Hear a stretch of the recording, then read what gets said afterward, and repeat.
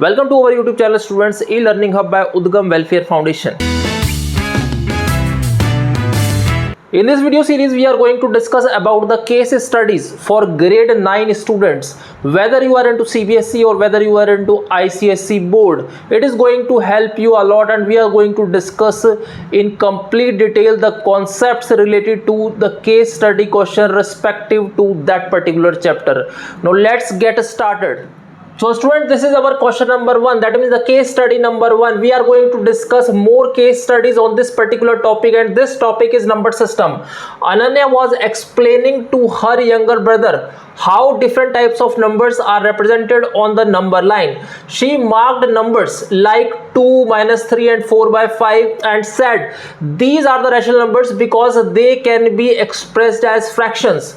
Then she tried to explain irrational numbers using √2 and pi, which cannot be expressed as a terminating or recurring decimals. She used a compass to show √2 on the number line by constructing a right angle triangle with the legs of 1 unit.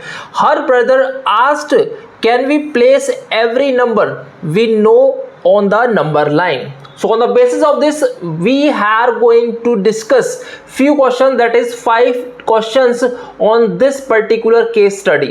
So let's get started. So students, this is our question number 1. Which of the following numbers is irrational? We know that any number which cannot be represented in the form of P upon Q can be a irrational number. So here we have 7/8, which is already in the form of P upon Q, and this is already an integer, and also we can simply represent this by using our concept, let x equal to 0.333. Now 10x equals to 3.333, and subtracting these two terms, we are going to easily express this in P upon Q form, but we cannot express √3 as P upon Q, and √3 is an irrational number. So option number D is our correct answer. Very simple. So I hope you are enjoying these MCQs based on the case study. Let's get started again and move toward our question number 2. So students, this is our question number 2. What is the method used to represent √2 on the number line? Very simple. Its first option is by plotting it directly using a compass and the Pythagorean theorem. By measuring pi, irrelevant. Through decimal expansion, irrelevant. By plotting it directly, irrelevant. We know that we can simply represent it by using Pythagoras theorem. If it is 1 unit, this is also 1 unit, then this is √2 unit. Simply make an arc here, and this will be your √2 value. Very simple. So this was our question number 2 based on this case study, and option number B is the correct answer here. Now let's move towards our question number 3. So student, this is our question number 3. Which of the following is true about the decimal expansion of a rational number? Option number 1 is always non-terminating and non-recurring. Either terminating or non-terminating, recurring, always terminating or always non-recurring.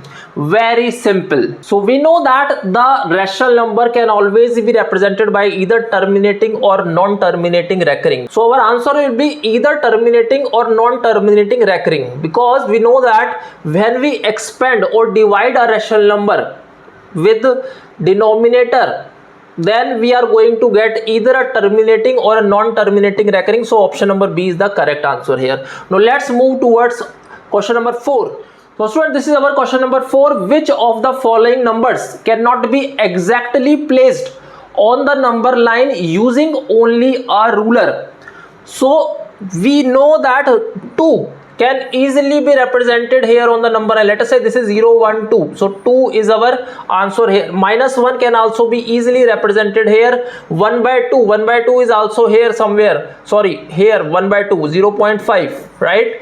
Now comes √5. √5 cannot be represented directly on the, because it is a irrational number. So option number D is our correct answer here. Now let's move towards question number 5. So students, this is our question number 5. Ananya stated that pi is irrational. Which of the following best supports this claim? So pi terminates at some point, not possible. Pi repeats every few digits. This is also not possible. Pi is a recurring decimal. No. pi is non-terminating. Obviously when you divide pi, that means 22/7, this is non-terminating and non-recurring. So this is our answer. That means option number D is the correct answer here. I hope you like this video on the case study based problems. We are going to discuss more case studies in our further videos. Till then, you can share our channel, subscribe our channel, so that it is going to help our NGO, which is Udgam Welfare Foundation. Till then, goodbye and God bless you all.